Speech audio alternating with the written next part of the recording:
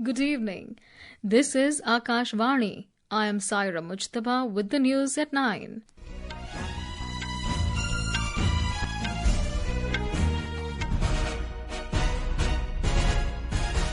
The headlines. Prime Minister Narendra Modi launches Bima Sakhi Yojana for women empowerment, insurance awareness and financial inclusion. Says empowered women open doors for country's development. Foreign Secretary Vikram Misri holds talks with his Bangladesh counterpart in Dhaka. Says India desires positive and mutually beneficial relationship with the neighbouring country.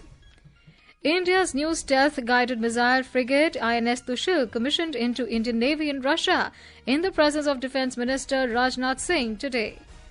Sanjay Malhotra to be next Governor of Reserve Bank of India. South Korea bans President Yoon Suk Yeol from foreign travel. And in World Chess Championship in Singapore, India's Gukesh loses 12th game to Ding Liren of China, levelling the match. And now the news in detail. Prime Minister Narendra Modi launched the Bima Sakhi Yojana at Panipat in Haryana today. The scheme aims to promote financial literacy and insurance awareness among women.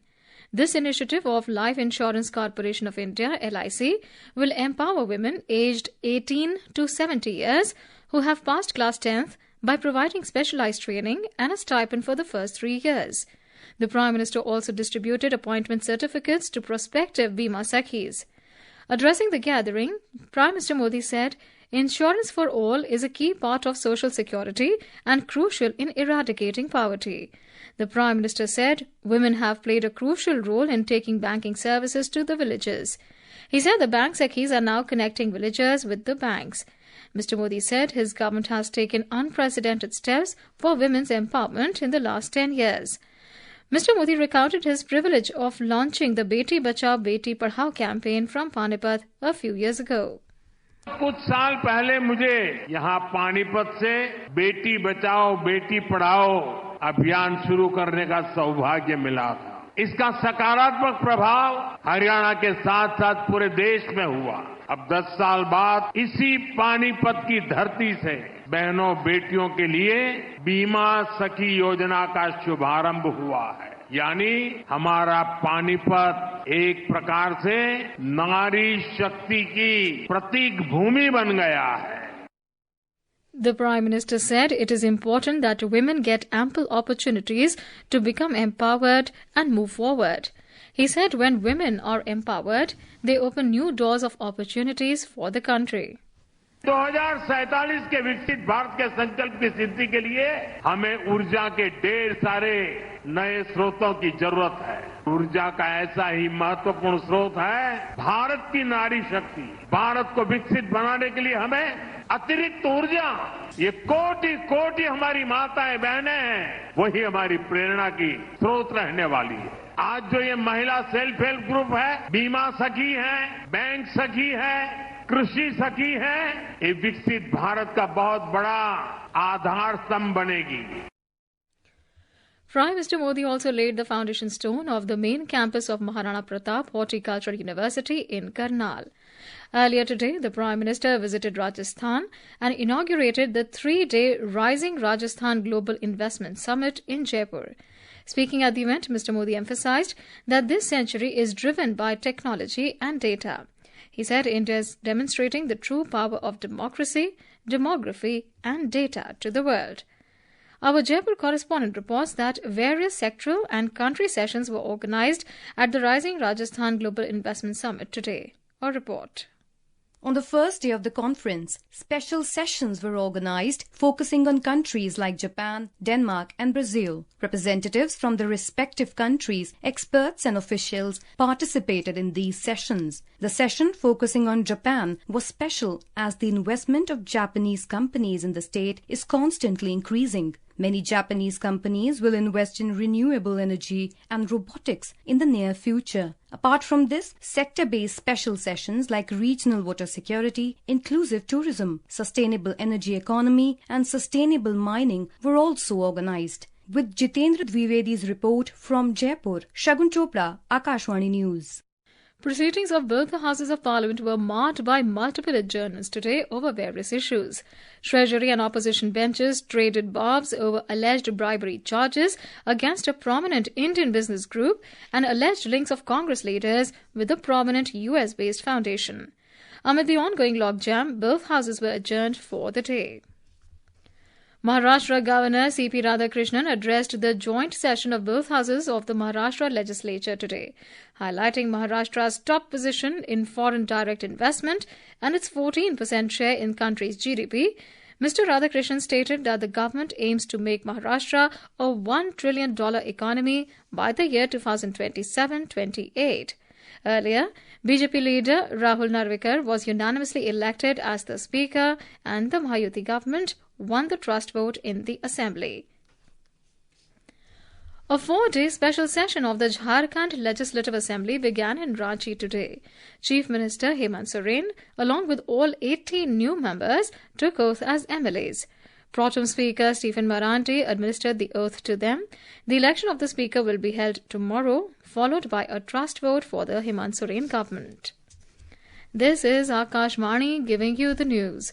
For quick news updates round the clock, follow us on our X handle at AIR News Alerts. And for details of these stories and more, log on to our website www.newsonair.gov.in and download the News on AIR app. Welcome back. You're listening to News at 9. Foreign Secretary Vikram Misri held talks with his Bangladesh counterpart Mohammad Jashimuddin in Dhaka this afternoon, including delegation-level discussions between the two neighbouring countries. Mr. Misri, who is on a day-long visit to Dhaka, also held a separate one-on-one meeting with the Bangladesh Foreign Secretary. Talking to reporters in Dhaka, Mr. Misri said that India desires a positive, constructive and mutually beneficial relationship with Bangladesh. The Foreign Secretary mentioned that he discussed the entire gamut of issues. I emphasized that India desires a positive, constructive and mutually beneficial relationship with Bangladesh. We continue to see in the future this relationship as a people-centric and people-oriented relationship, one that has the benefit of all the people as its central motivational force. This is reflected on a daily basis in the development projects that have been executed on the ground in Bangladesh and that continue to be developed. The Foreign Secretary said they discussed certain recent developments and issues in Bangladesh, and he conveyed concerns, including those related to the safety and welfare of the minorities. We also had the opportunity to discuss certain recent developments and issues, and I conveyed our concerns, including those related to the safety and welfare of minorities. We also discussed some regrettable incidents of attacks on cultural, religious and diplomatic properties, a constructive approach on all these issues by the Bangladesh authorities, and we look forward to moving the relationship forward in a positive, forward-looking and constructive direction. The Foreign Secretary arrived in Dhaka this morning on an Indian Air Force jet for a day-long visit. External Affairs Minister Dr. S. Jaishankar co-chaired the 4th India-Bahrain High Joint Commission meeting in Manama today. During his opening remarks, Dr. Jaishankar highlighted the expanding scope of India-Bahrain cooperation, encompassing trade, investment, defence and maritime security. The high-level interactions that have taken place between our two countries, they testify to the strong bonds of friendship between us. The task for us is today to build on those, driven by a common commitment to peace, to security, to the pursuit of development and prosperity of our peoples and of the region. We see great potential in many new areas like space, education, fintech, science and technology. And I would like to take the opportunity to publicly affirm the priority that we attach to developing our cooperation with Bahrain. Dr. Jaishankar noted India's recent joining of the Combined Maritime Forces headquartered in Manama as a step towards strengthening regional maritime security. We also cooperate closely on defence and security matters. India's joining of the Combined Maritime Forces, which is headquartered in Manama, will certainly be beneficial to strengthening regional maritime security, and we affirm our very firm commitment to the safety and security of international maritime activities. INS Tushil, a latest multi-role stealth-guided missile frigate, has been commissioned into the Indian Navy in the presence of Defence Minister Rajnath Singh at Kaliningrad, a port city in Russia, today. INS Tushil is designed for blue water operations across the spectrum of naval warfare in all four dimensions, that is air, surface, underwater and electromagnetic. It is armed with a range of advanced weapons, including the jointly developed BrahMos supersonic cruise missiles and vertically launched Shtil surface-to-air missiles with enhanced ranges.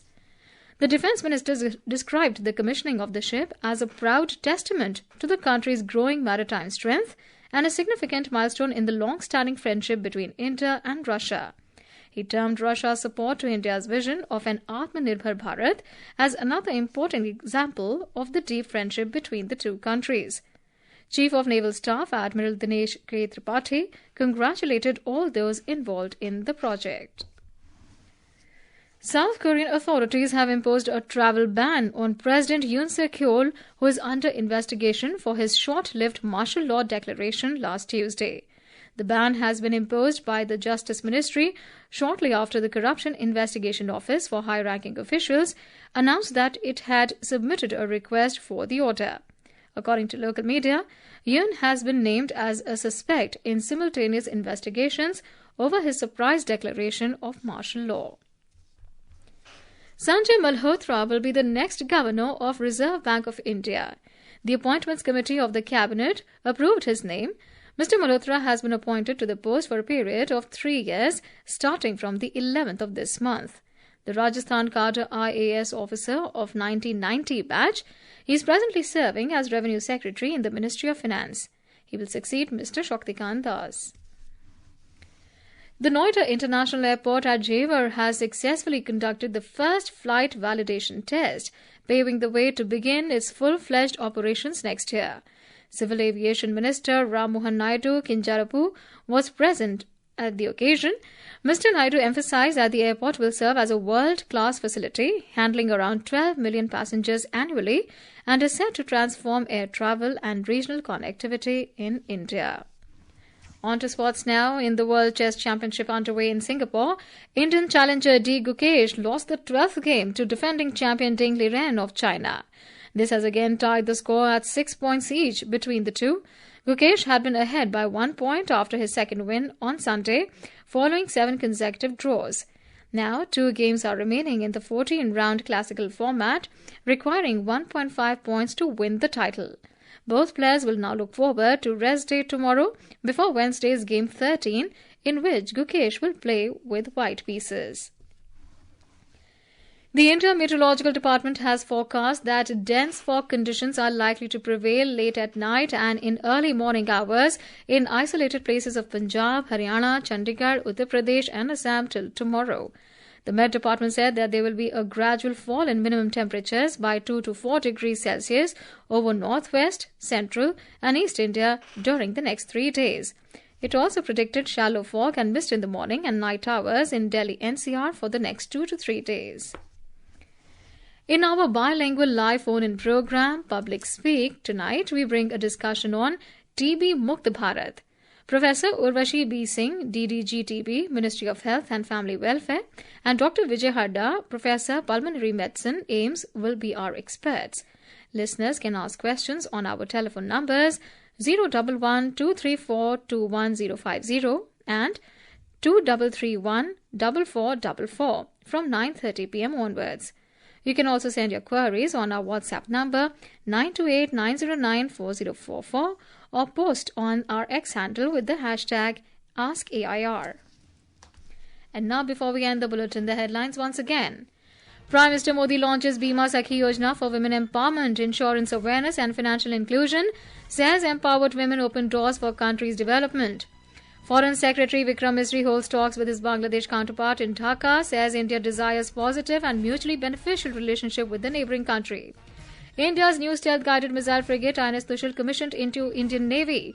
Sanjay Malhotra to be next governor of RBI. South Korea bans President Yoon Suk Yeol from foreign travel. And in World Chess Championship, India's D. Gukesh loses to Ding Liren of China. That's all in the news at 9. Good night.